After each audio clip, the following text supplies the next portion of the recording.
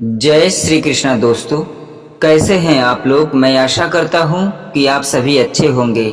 भगवान श्री हरि की कृपा आप लोगों पर सदा बनी रहे। दोस्तों, आज की वीडियो बहुत ही महत्वपूर्ण है।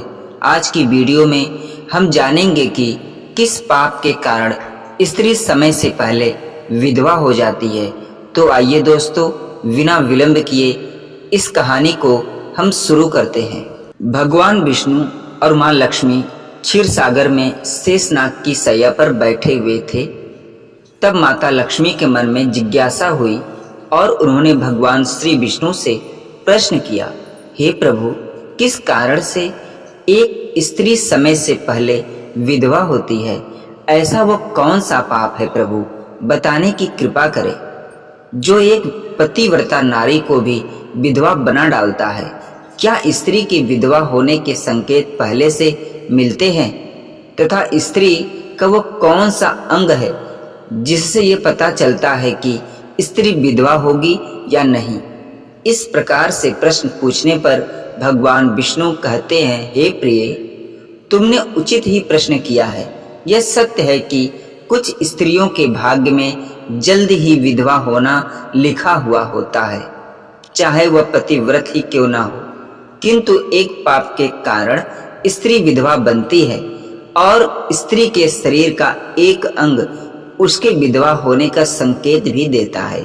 भगवान विष्णु कहते हैं, हे देवी, तुम्हें इस परम गोपनीय सत्य को बताने से पहले मैं तुम्हें एक कथा सुनाता हूँ। इस कथा में तुम्हारे सभी प्रश्नों के उत्तर मिल जाएंगे, इसलिए तुम इस कथा को ध्यान से सुनना। दोस्तों, भगवान विष्णु ने माता लक्ष्मी को एक अत्यंत सुंदर कथा सुनाई है। इस कथा के माध्यम से भगवान ने समस्त मानव जाति के कल्याण के लिए कई महत्वपूर्ण उपदेश दिए हैं, इसलिए आप इस कथा को पूरा जरूर सुने। इस कथा को आधा अधूरा सुनना पाप माना जाता है। तो चलिए शुरू करते हैं। दोस्तों, एक समय की बात है, मध्य देश में एक अत्यंत धनवान सेठ रहता था।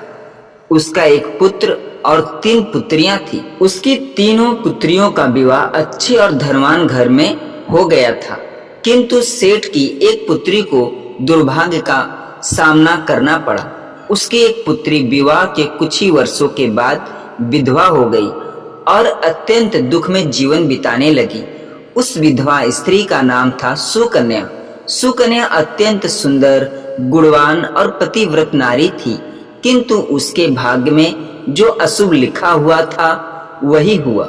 सुकन्या के पति ने विवाह के समय केवल सुकन्या का सुंदर रूप और उसके पिता के धन संपत्ति देखी थी, जिस कारण से उसे भी जल्द ही शरीर का त्याग करना पड़ा। बचपन से ही सुकन्या के शरीर के अंगों पर उसके विधवा होने के लक्षण दिखाई दे रहे थे, लेकिन किसी ने उस पर ध्यान नहीं दिया था।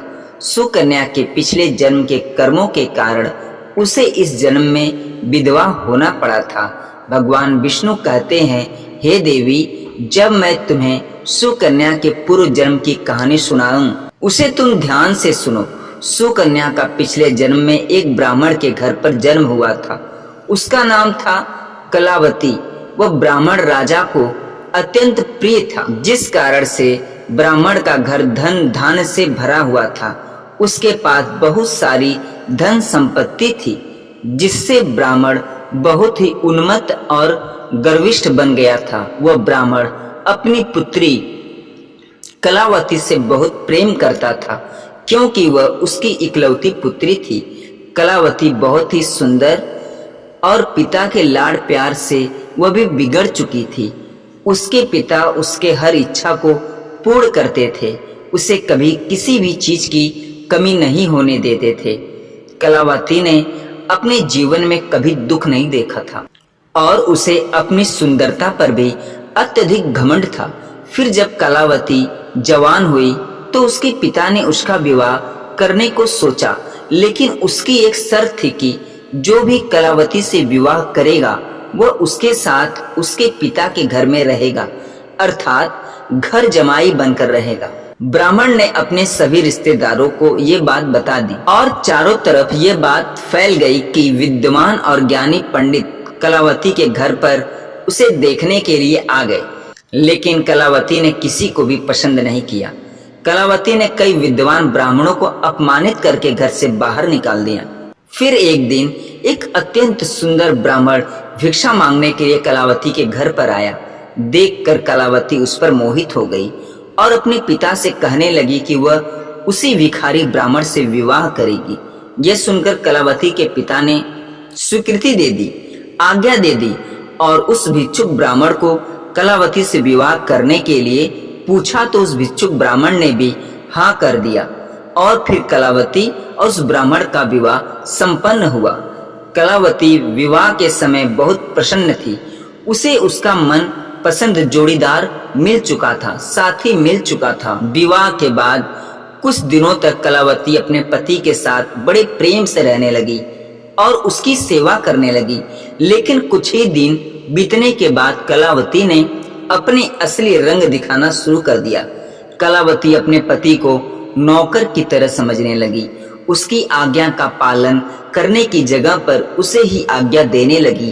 कलावती अपने पति को भी उसके नाम से बुलाने लगी। खुद अपने पति के पैर दबाना छोड़कर अपने पति से ही खुद के पैर दबवाने लगी।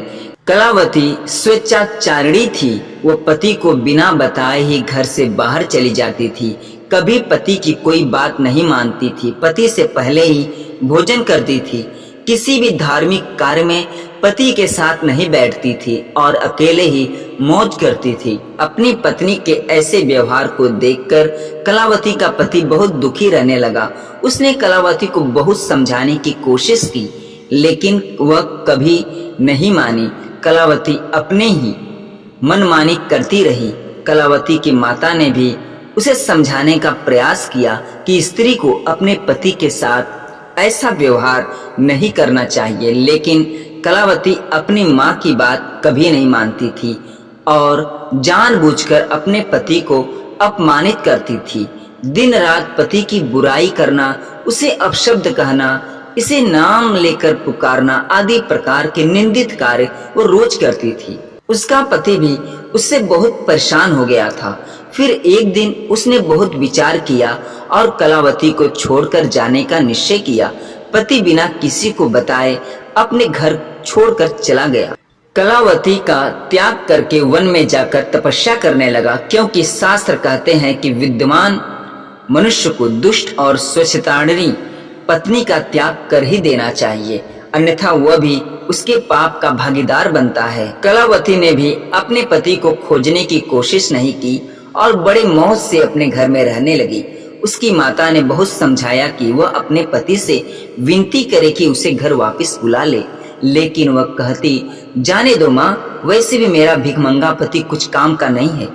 उससे विवाह करके मैंने उस पर उपकार ही किया था, लेकिन वह मूर्ख मुझे ही छोड़कर चला गया। मैं इतनी सुंदर ही हूँ कि कोई भी पुरुष मुझसे विवाह कर लेगा। ये बातें सुनकर उसकी माता दुखी रहने लगी।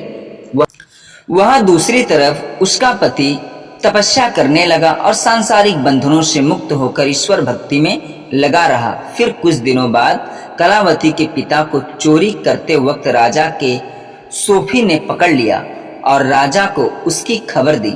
राजा उस पर बहुत क्रोधित हुए और उसका सारा धन जब्त करने से उसे कारावास में डाला गया। अब पिता कारावास में थे, उसकी वजह से कलावती और उसकी माता को दूसरों के घरों में काम करना पड़ने लगा। फिर उसको अपने पति की याद आने लगी, पर कलावती के पति को तो वन में सन्यासी बनकर तपस्या कर रहे थे। उनको वन में ढूंढती हुई कलावती एक पेड़ के नीचे बैठी। तभी एक शेर ने आकर उस पर हमला कर दिया और वह मृत्यु को प्राप्त हुई।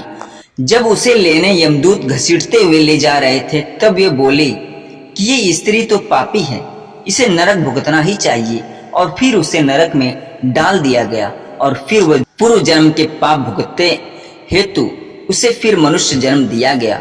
भगवान विष्णु कहते हैं, हे देवी, स्त्रियों के अंग के लक्षण सुनो। यदि कोई स्त्री के पैर पसीने से रहित हों, उसके पैर के नसें न दिखाई देती हों, उसके पैर चिकने तथा कोमल हो, वह स्त्री सुख भोगने वाली तथा ऐश्वर्य शामली होती है।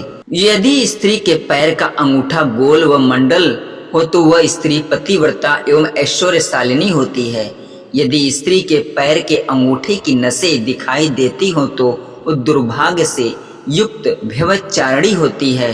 छोटे अंगूठे वाली स्त्री कलेश करने वाली और दुख भोगने वाली होती है। अंगूठा चपटा हो तो वह स्त्री गर्भधारण क्षमता में दुर्लभ होती है। यदि किसी स्त्री के पैर की अंगुली अंगूठे से भी बड़ी हो तो वह स्वच्छंद कामचारिणी तथा अनेक पुरुष से संबंध बनाने वाली होती है।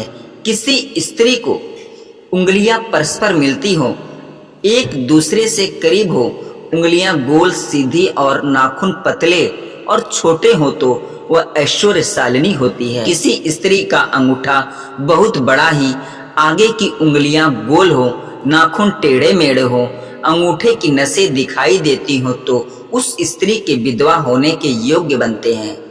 किसी स्त्री की एड़ियां टेढ़ी हो तो वह मृत्यु पर्यंत दुख भोगने वाली होती है। स्त्री के पैर मांस रहित हो तो वह ससुराल के भाग्य से नष्ट करने वाली रहती है। अनामिका उंगली बाकी उंगलियों से छोटी हो तो वह स्त्री कलह करने वाली और घर के वातावरण को असहनीय बनाने वाली होती है। अगर मध्यमा उंगली ज्यादा लंबी हो तो वह विवाह करने योग्य नहीं होती है। अगर कोई पैर पटक पटक के चलती हो और आवाज करती हो तो वह पति का विनाश करने वाली होती है। जो स्त्री अपने पति का अपमान करती है, पति से नाम लेकर बुलाती है, उससे पहले भोजन करती है, इसके विधवा होने के योग्य बनते हैं। पतिव्रता स्त्री जो कभी अपने पति का अपमान नहीं करती, उसे नाम से नहीं बुलाती, सदैव पति के एकनिष्ठ रहती है, वो मृत्यु के बाद मेरे लोक में प्राप्त करती है। दोस्तों, ये भगवान विष्णु ने माता लक्ष्मी के प्रश्नों के उत्तर इस प्रकार दिए थे। दोस्तों, मैं आशा करता हूँ कि ये वीडियो आप लोगों को अच्छी लगी हो। दोस्तों, अगर वीडियो अच्छी लगी हो तो चैनल को लाइक शेयर सब्सक्राइब जरूर करिएगा। पूरा वीडियो देखने और सुनने के लिए धन्यवाद दोस्तों।